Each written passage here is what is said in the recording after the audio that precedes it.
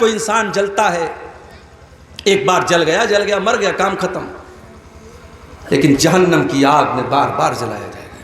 ان الذین کفروا بآیاتنا سوف نصلیہم نارا، جن لوگوں نے ہماری آیتوں کا انکار کیا ہم ان کو جہنم کے اندر ڈالیں گے. کلما نضجت جلودہم بدلناہم جلودا غیرہا، جب ایک مرتبہ ان کے جسم کی کھال جل جائے گی، ان کے بدن کا چمڑا جل جائے گا، ہم دوسرا چمڑا ان کے اوپر چڑھا دیں گے، ہم بار بار ان کو جلنے کی تکلیف دیں گے. جہنم میں بھوک بھی لگے گی، جہنم میں پیاس بھی لگے گی، تو کھانا کیا ملے گا، پانی کیا ملے گا. لیس لہم طعام الا من ضریع، جہنمیوں کو کانٹے دار جھاڑی کھلائی جائے گی. لا یسمن ولا یغنی من جوع، وہ کانٹے دار جھاڑی جب اپنے حلق میں ڈالیں گے نہ تو اس سے پیٹ بھرے گا نہ بدن میں طاقت آئے گی، بس ان کو کھلانے کے طور پر وہ کانٹے دار زری نام کی جھاڑی کھلائی جائے گی. اور ایک پھل ہے، اس کا نام ہے زقوم. یہ زقوم کا پیڑ جو ہے یہ جہنم کے اندر نکلے گا. جب اللہ تعالیٰ نے زقوم کا ذکر کیا تو کافروں نے مذاق اڑایا کہ دنیا میں آج تک کبھی ہم نے تو یہ نہیں دیکھا کہ آگ میں سے پیڑ نکلتا ہو. یہ کون سا پیڑ ہے جو جہنم کے اندر سے نکلے گا؟ اللہ نے فرمایا انا جعلناها فتنة للظالمین، ہم نے زقوم کے درخت کو آزمائش بنا دیا، ہم نے فتنہ بنا دیا ظالموں کے لیے. انہا شجرۃ تخرج فی اصل الجحیم، یہ زقوم کا درخت جہنم کی جڑ میں نکلے گا.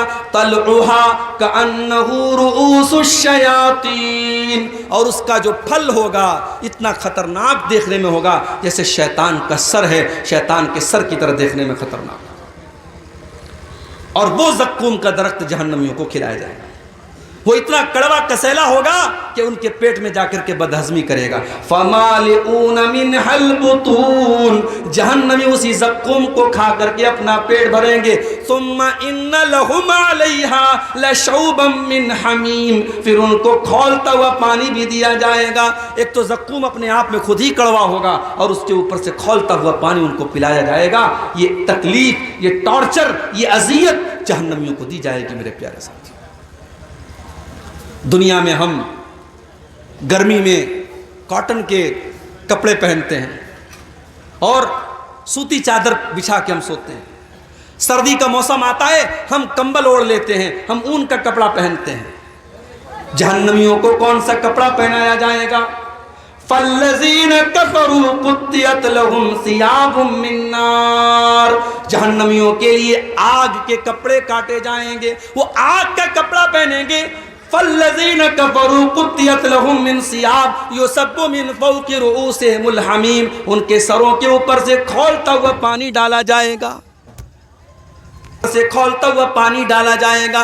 يُسْحَرُ بِهِ مَا فِي بُطُونِهِمْ وَالْجُلُودُ، جب کھولتا ہوا پانی ان کے سر پہ ڈالا جائے گا ان کی اندر کی اتڑیاں بھی اس سے جل جائیں گی، ان کی چمڑیاں بھی جل جائیں گی. یہ جہنم کا عذاب ہوگا میرے.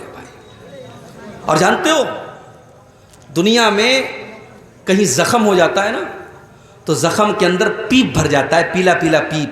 ہمارے یا اس کو مواد بولتے، پتہ نہیں آپ کے بنگلہ میں کیا بولتے ہیں، پیپ اور مواد اس کو کہا جاتا ہے.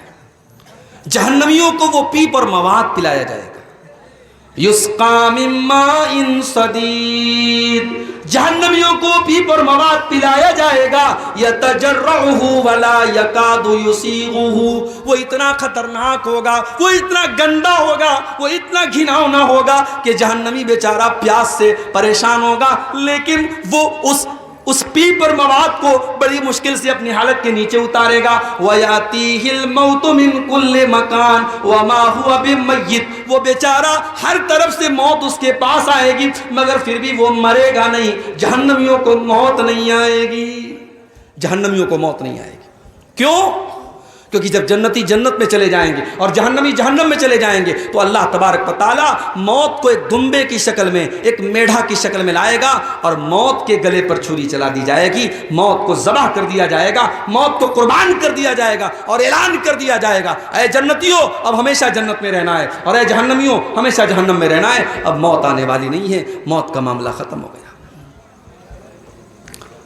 جہنمی بیچارے پریشان ہو کر کے جہنم کے داروغہ سے ریکویسٹ کریں گے، وَنَادَا أَصْحَابُ النَّارِ أَصْحَابَ الْجَنَّةِ وَنَادَوْا يَا مَالِكُ لِيَقْضِيَ عَلَيْنَا رَبُّكَ قَالَ إِنَّكُمْ مَاكِثُونَ۔ جہنمی کہیں گے اے جہنم کے داروغہ، اے مالک۔ جہنم کے داروغہ کا نام کیا ہوگا؟ مالک۔ جنت کے داروغہ کا نام رضوان اور جہنم کے داروغہ کا نام مالک۔ تو کہیں گے اے مالک، اے جہنم کے داروغہ، اپنے رب سے کہہ دو ہمیں ایک بار مار دے، ہمیں ایک بار موت دے دے، یہ تل تل نہ مارے، یہ بار بار نہ مارے، یہ قسطوں میں نہ مارے، ایک بار ہمیں مار کے کام ختم کر دے۔ جہنم کا داروغہ کہے گا قال انکم ماکثون، اے جہنمیوں تمہیں ہمیشہ ہمیشہ اسی جہنم میں رہنا ہے، تمہیں موت آنے والی نہیں ہے۔ اللہ اکبر، کتنے پتھر دل ہو گئے ہم لوگ۔ اس جہنم کے بارے میں ہم سنتے ہیں، پڑھتے ہیں، ہم دعا بھی کرتے ہیں اللہ سے ربنا آتنا فی الدنیا حسنہ وفی الآخرۃ حسنہ وقنا عذاب النار، اے اللہ جہنم کے عذاب سے بچا لے، ہم دعا بھی کرتے ہیں مگر اس جہنم سے بچنے کی کوشش نہیں کرتے۔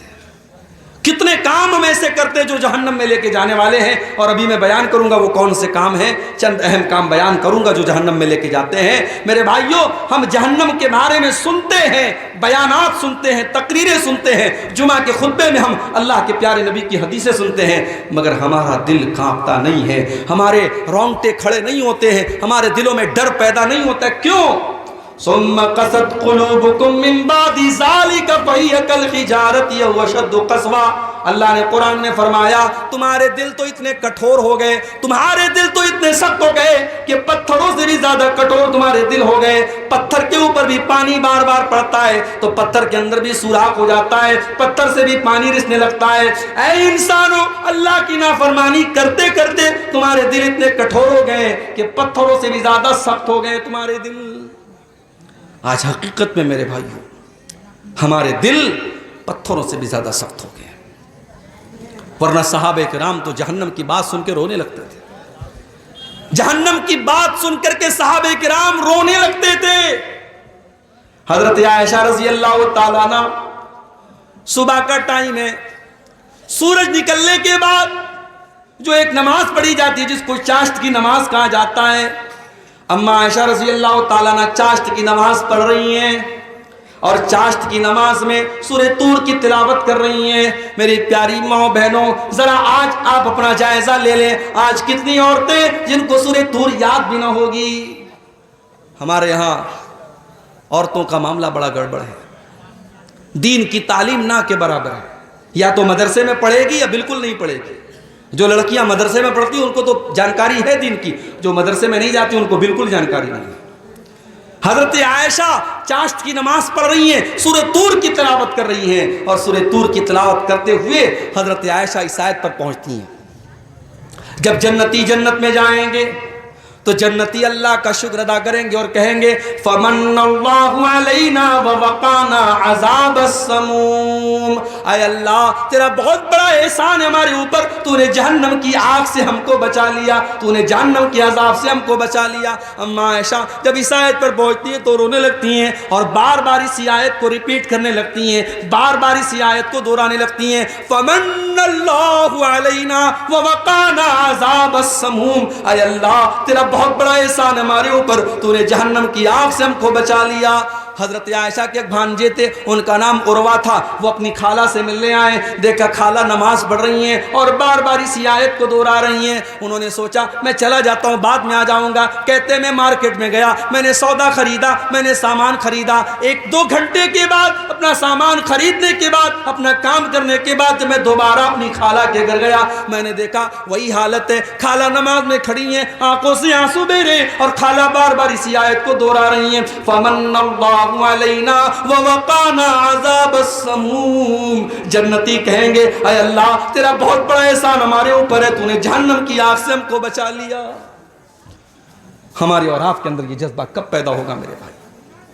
جہنم کی آگ سے بچنے کی ہم تیاری کب کریں گے؟ یاد رکھو جہنم کی آگ سے بچنے کے لیے آپ کو ان کاموں سے بچنا پڑے گا جو جہنم کی طرف لے کے جاتے ہیں. اور آج کی تقریر میں کچھ ایسے کام بتاؤں گا، میں وہ کام بتاؤں گا جو جہنم میں لے کے جاتے ہیں. مقصد یہ ہے ان کاموں سے ہم اپنے دامن کو بچائیں. نہیں بچائیں گے تو ہمارا انجام بہت برا ہوگا. بس ہم دعا کرتے اللہ ہمیں ہماری حفاظت کرے.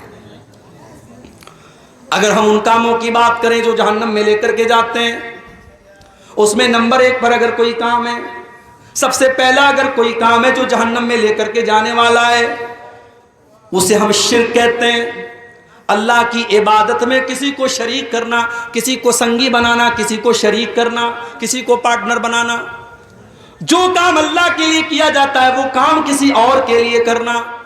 نماز اللہ کے لیے پڑھی جاتی ہے، رکوع اللہ کے لیے ہوتا ہے، سجدہ اللہ کے لیے ہوتا ہے، قسم اللہ کے نام کی کھائی جاتی ہے، جانور اللہ کے نام کا ذبح ہوتا ہے، سر اللہ کے آگے جھکایا جاتا ہے، ہاتھ اللہ کے آگے پھیلایا جاتا ہے. یہ سارے کام اگر کسی اور کے ساتھ کیے جاتے ہیں، چاہے وہ کوئی نبی کیوں نہ ہو، چاہے وہ کوئی ولی کیوں نہ ہو، چاہے وہ کوئی جانور کیوں نہ ہو، چاہے وہ کوئی پیڑ کیوں نہ ہو، اللہ کا مقام کسی اور کو دینا یہی شرک ہے میرے پیارے ساتھیوں. اور قرآن کہتا ہے انہ من یشرک باللہ فقد حرم اللہ علیہ الجنہ ومأواہ النار وما للظالمین من انصار. جو اللہ کے ساتھ شرک کرے گا اس کی ہم مغفرت نہیں کریں گے، اس کا ٹھکانہ جہنم ہوگا، اس کے لیے جنت حرام ہے اور وہ ہمیشہ ہمیشہ جہنم میں رہے گا. مشرک کو اللہ تعالیٰ جہنم سے نہیں بچائے گا میرے بھائی. دوسرے گناہوں کو اللہ تعالیٰ ان کی سزا دے کر کے یا معاف کر کے جنت میں داخل کر دے گا، مگر مشرک جو شرک پر مرا ہے اس کو اللہ تعالیٰ جہنم سے کبھی نہیں نکالے گا. پورے قرآن میں اللہ نے کسی اور گناہ کے بارے میں اتنی سخت بات نہیں کی جتنی اللہ نے شرک کے بارے میں بات کہی. ان اللہ لا یغفر ان یشرک بہ ویغفر ما دون ذلک لمن یشاء. اللہ تعالیٰ شرک کو معاف نہیں کرے گا. معاف کرنا تو بڑی دور کی بات ہے. اگر کوئی مشرک ہے، اگر کوئی شرک کی حالت میں مر گیا ہے، اس مشرک کے لیے ہم مغفرت کی دعا بھی نہیں کر سکتے. ہمارا اپنا باپ ہی کیوں نہ ہو، ہمارا اپنا بیٹا ہی کیوں نہ ہو. اللہ نے فرمایا ما کان للنبی ان یستغفروا للمشرکین، ما کان للنبی والذین آمنوا ان یستغفروا للمشرکین ولو کانوا اولی قربا. اے ایمان والو اور اے میرے نبی کان کھول کر کے سن لو، کسی مشرک کے لیے تم مغفرت کی دعا بھی نہیں کر سکتے، تمہارا کوئی اپنا رشتہ دار ہی کیوں نہ ہو. تو یہ پہلا گناہ ہے شرک، جو ہمیں جہنم کی آگ کی طرف لے کے جائے گا. اور آج بڑے افسوس کے ساتھ کہنا پڑتا ہے ہمارے کتنے مسلمان بھائی ہیں جن کو پٹی پڑھا دی گئی، ساری زندگی وہ شرک کر رہے ہیں اور نام مسلمان والا ہے، ٹوپی مسلمان والی ہے، گوشت برابر کھا رہے ہیں اور سمجھ رہے صاحب ہم بہت پکے مسلمان ہیں، جبکہ وہ قدم قدم پہ شرک کر رہے ہیں. میرے پیارے ساتھیوں، اتنا خطرناک گناہ ہے یہ شرک، اتنا خطرناک گناہ ہے یہ شرک کہ اگر انسان شرک کر کے اللہ تعالیٰ کیا گیا ہے، وہ نماز لاکھوں پڑھ کے گیا ہو، وہ روزہ لاکھوں رکھ کے گیا ہو، اس نے سینکڑوں حج اور عمرے کر لیے ہو، اللہ فرماتا ہے اپنے نبی سے قرآن میں کہ اے نبی آپ بھی سن لیجئے، اے نبی لئن اشرکت لیحبطن عملک ولتکونن من الخاسرین. اے نبی اگر آپ نے بھی شرک کر دیا تو آپ کی بھی ساری نیکیاں برباد ہو جائیں گی، آپ کی ساری عبادتیں برباد ہو جائیں گی. سورہ انعام میں اللہ تعالیٰ نے 18 نبیوں کا ذکر کیا اور 18 نبیوں کا ذکر کرنے کے بعد اللہ نے فرمایا وَلَوْ أَشْرَكُوا لَحَبِطَ عَنْهُمْ مَا كَانُوا يَعْمَلُونَ. اگر ہمارے نبیوں نے بھی، ہمارے پیغمبروں نے بھی شرک کیا ہوتا، ان کی ساری نیکیاں برباد ہو گئی ہوتی. تو یہ پہلا عمل ہے میرے پیارے ساتھیوں جو جہنم میں لے کر کے جانے والا ہے.